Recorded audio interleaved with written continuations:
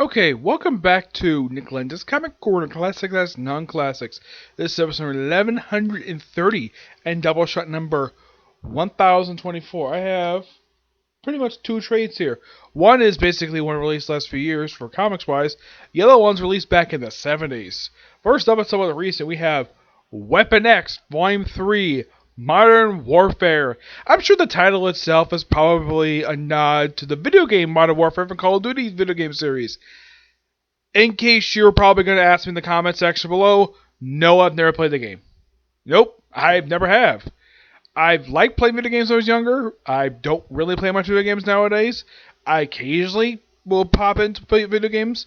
Mostly for anime related stuff. I might occasionally do some other video games like Lego Marvel superheroes, stuff like that, but not a big good gamer anymore. I have a game system, but well, I don't play it very much because I'm busy watching anime. I do occasionally use it to also watch Blu-rays. Now, this book collects issues 12 to 16 of Weapon X Volume 4. Yep. Now, these issues are mostly written by Greg Pak and co-written for the last two issues by Fred Van Lint. Great writer. The guy is known for throwing a lot of comedy in his work. This guy is also responsible for creating the second Power Man, Victor Alvarez, the son of the character Shades from the Luke Cage comic books. And this is a guy that Al Ewing used in New Avengers, and he also used him in the Mighty Avengers book. Yeah, he was a real character in both those two books, and mostly just a modern-day version of Luke Cage. Except that not much blaxploitation like the original was, but that's mostly apparently known for doing. He's doing a lot of comedy. And Pak, Greg Pak, he is a great writer, and the guy's known for doing some humor and some stuff. This book has some humor here, not very much. The Weapon X team is still made up of the original lineup of Old Man Logan, Sabretooth, Lady Deathstrike, Domino, and Warpath. Of these five characters, only three of whom have got history with the Weapon X program, and that's just Old Man Logan, Lady Deathstrike, and Sabretooth. In the case of Warpath and Domino, they have no history at all. They just went after them just because. That's what it was the series started. Now this is just after they deal with Weapon H. This is like their first official mission, where they're not basically dealing with stuff related to the first story arc. Now, the first few issues in here has them go to a foreign country to deal with like these soldiers with American flags in their faces. Like, soldiers with American flags tattooed in their face. Sounds like the character Frank. I think his name is like Frank Rilson. I think it is. Well, it's Fred Tom. It's not Thompson. I don't remember his last name. Let's see if I can find it here. It is. If I can find him here.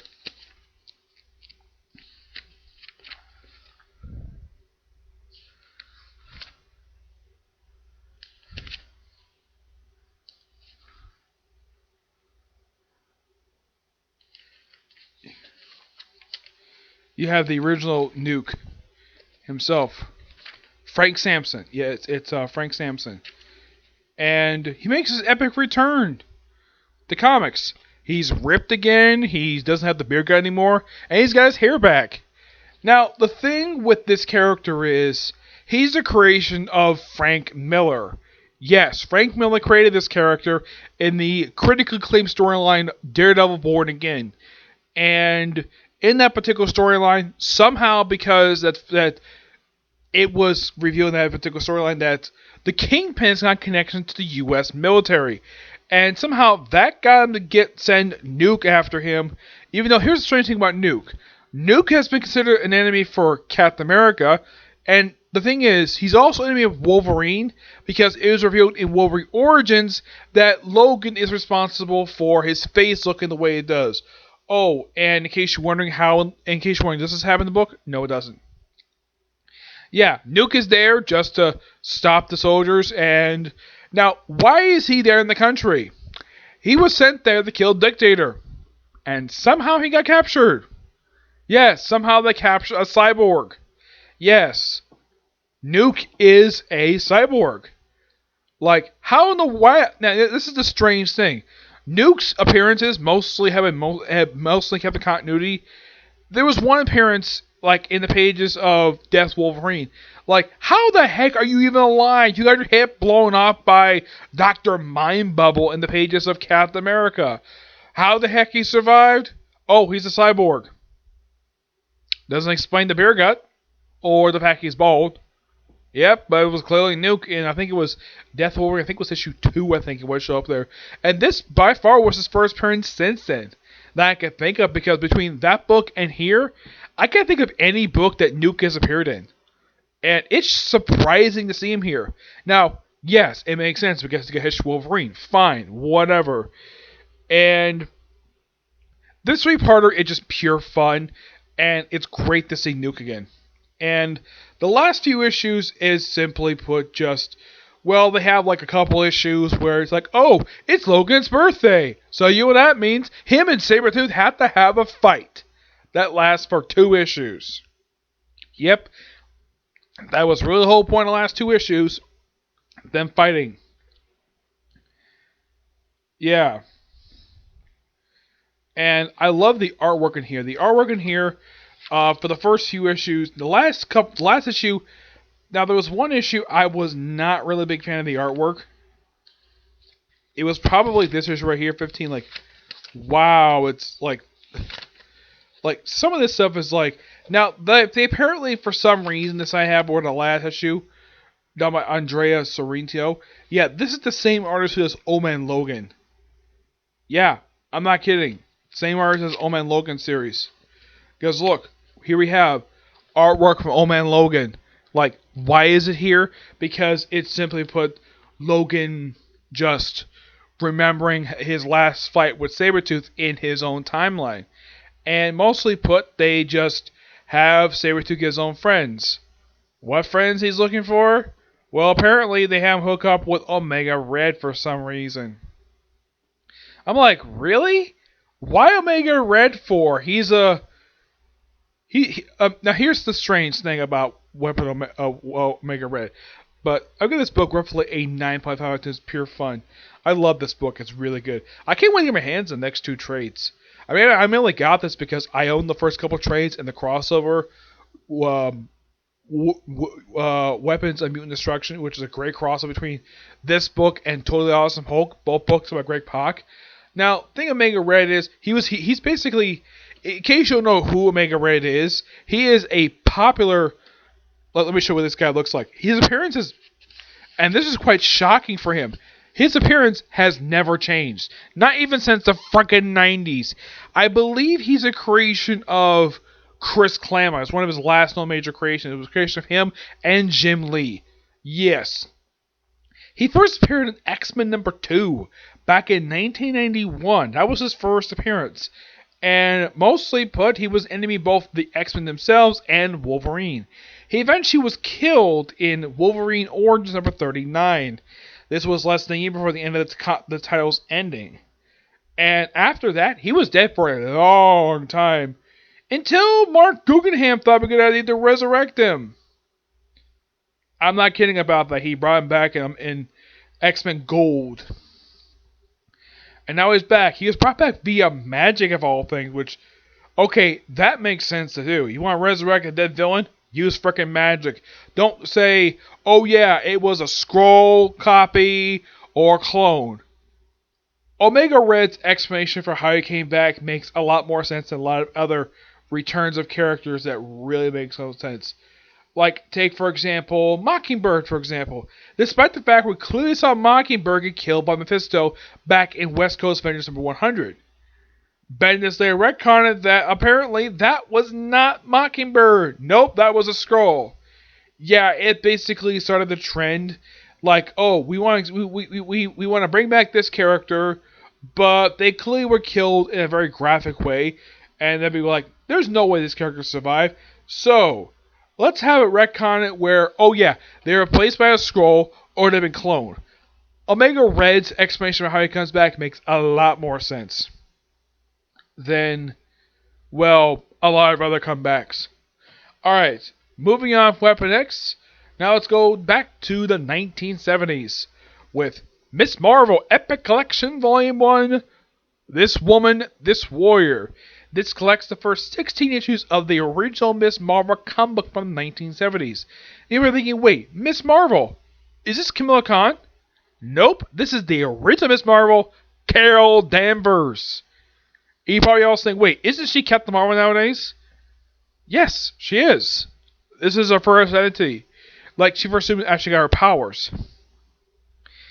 Yeah. And this book contains the first 14 issues of a comic book, along with 2 issues of Marvel Team Up, which was probably the first issue that had her in it all, and an issue of Defenders. The first 2 issues are written by Jerry Conway, which you can thank Conway for giving her identity with Marvel, and Kelsey Honig for giving the identity of Captain Marvel. Now, her other identities like Binary, that was Chris Claremont, he gave her that identity. Warbird, I believe that was Kurt Busiek gave her that identity. Now, this is Carol Danvers as Ms. Marvel in her first costume, which is heavily inspired by the classic Captain Marvel costume, though occasionally, a lot of the time, the way her costume is drawn is that, like here, it's like fully covered front, and sometimes basically like the back is exposed, but they would change. Now, the thing consistent about Ms. Marvel's Carol Danvers costumes is the red scarf. Yes, they later had it moved to her waist, which still to this day is still around her waist. Now, in case you're wondering about her hair, like, why does her hair look so weird? Why is it so puffy? Well, there is an explanation for that. The explanation is this. That is the Farrah Fawcett hair. You're probably thinking, wait, Farrah Fawcett, who is that? She was a star of TV show Charlie's Angels. And you're probably thinking, wait, you mean the Charlie's Angels movie with Drew Barrymore, Lucy Liu, and Cameron Diaz, or that movie that came out last year? No, this is the original TV show that inspired those movies. Yeah, Farrah Fawcett was the lead of the team on the show. And this is one of 2 popular hairstyles in the 70s that went away once the 70s basically ended. Now, the character herself is a creation of Roy Thomas, when she was known as Major Carol Suzanne Danvers. Yeah, no Ms. Marvel yet. And she first appeared in the second appearance of the original Captain Marvel, and then she became a recurring character for his first 18 issues of his ongoing series. And then, like, in her last issue she appeared in the book, she got her powers when she was exposed to some energy. They loosely adapted this backstory for the Captain Marvel movie that came out, I think it was, like, last year, I think it was. Yep. And so she took up the idea of Ms. Marvel, and they had her basically establish, well, kind of a supporting cast. The thing with Carol Danvers is she's never had a clearly established supporting cast whenever she's had an ongoing series. It's like whoever writes her keeps changing their minds about who her supporting cast is. And you know what the interesting thing is about her? She's only got one definitive villain, Dr. Minerva. That's it.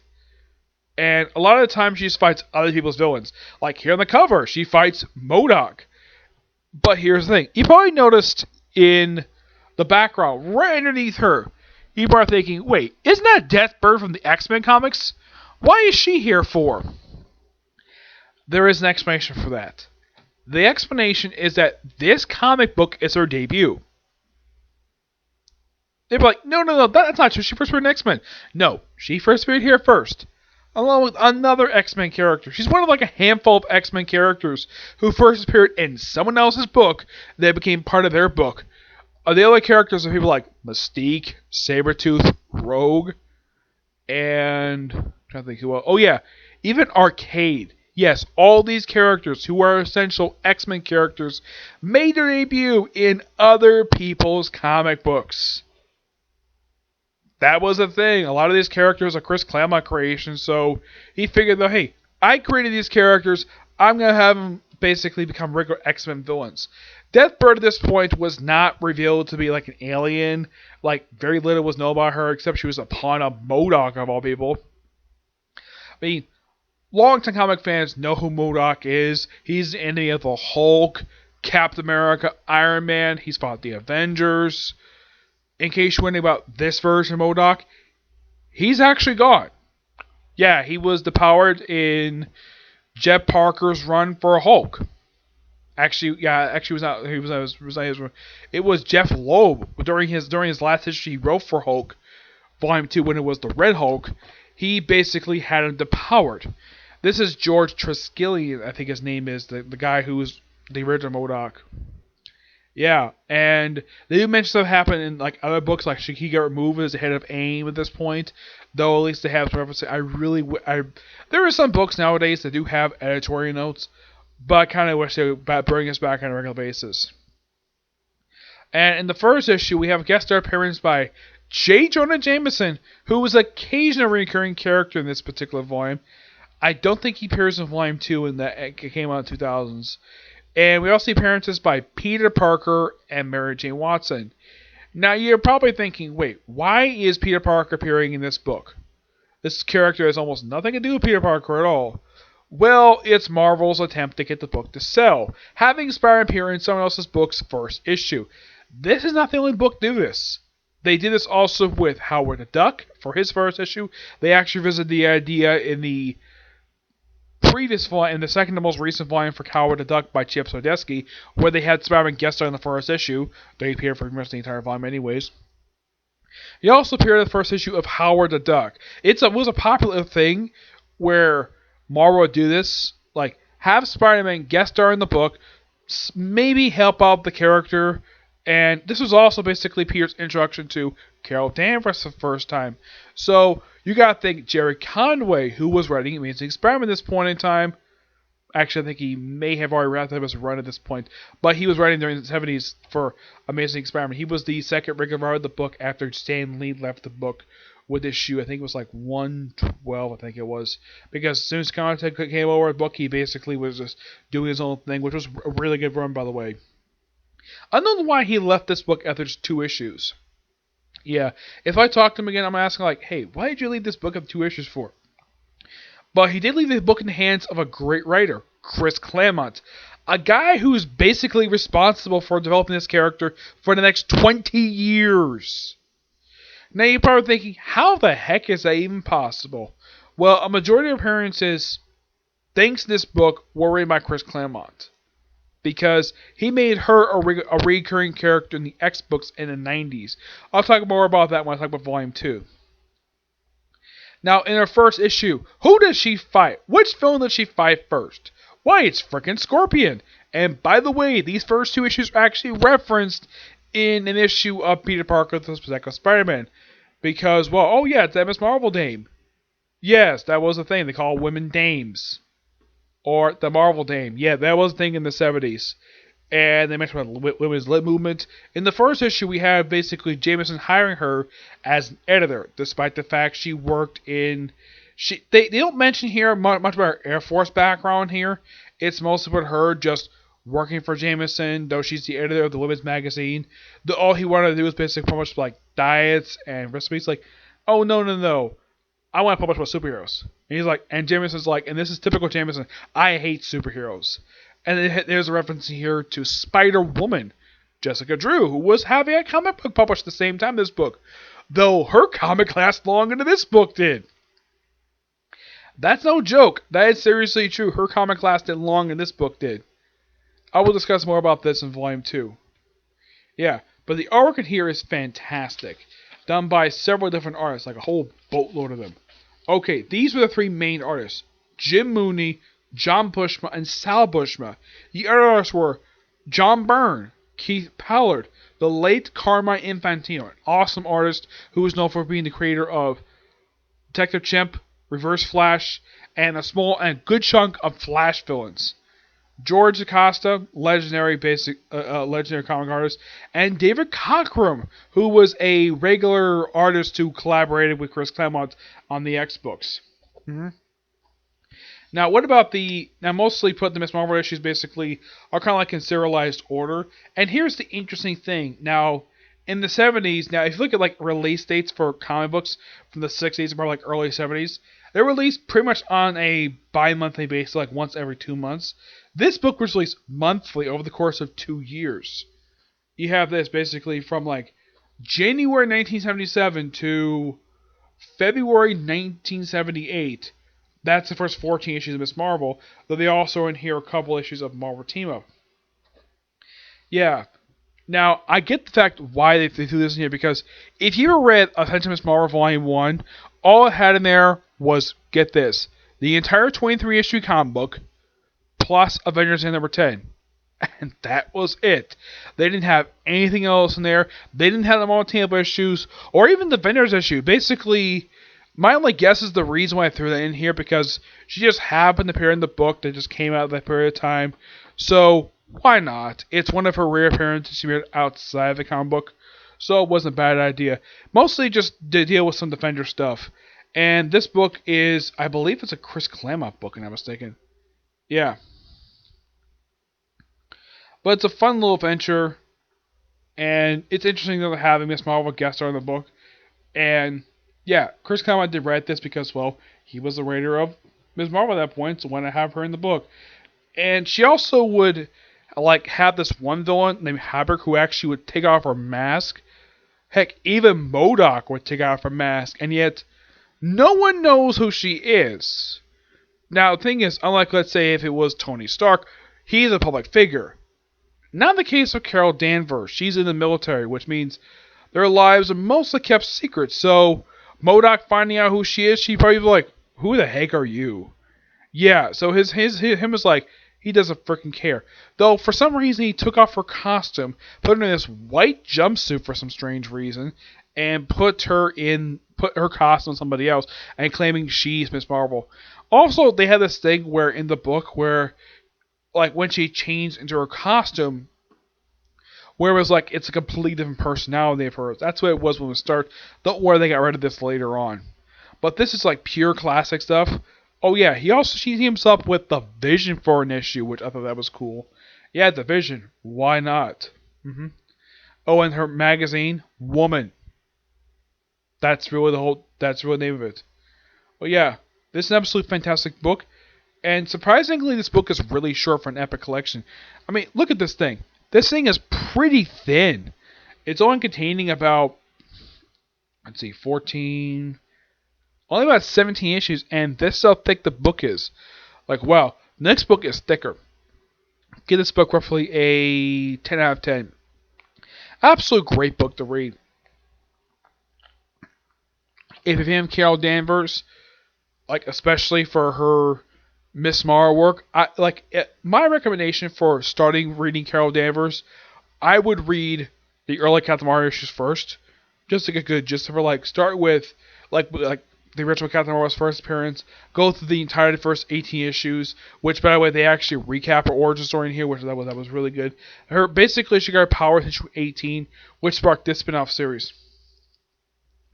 And initially, they collect this book in just one volume, but thanks to the epic collection, they spread it out to 2 books because our appearances made by her during this period of time.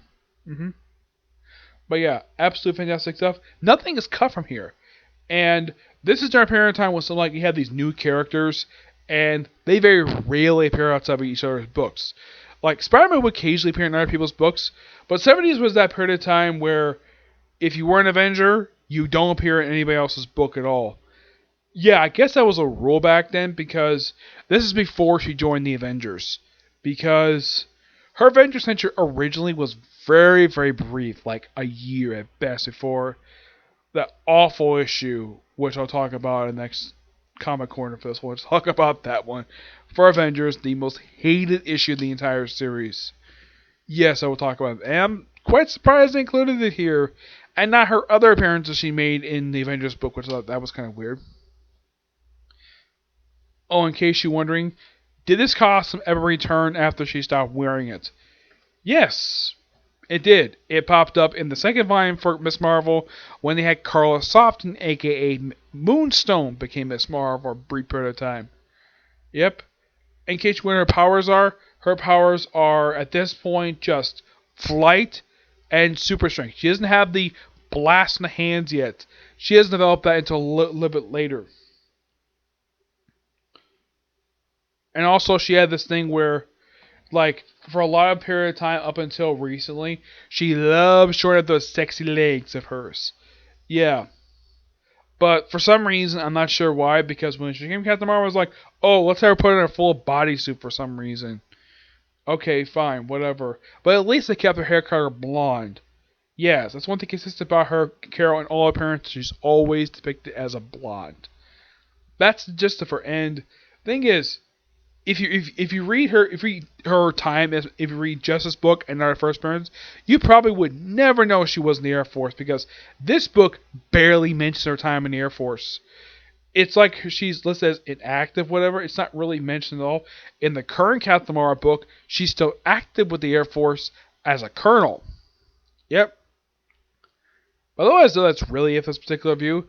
My next review will probably be the One Piece review next. And maybe not Comic Corner. Maybe, okay? See you next video. Bye.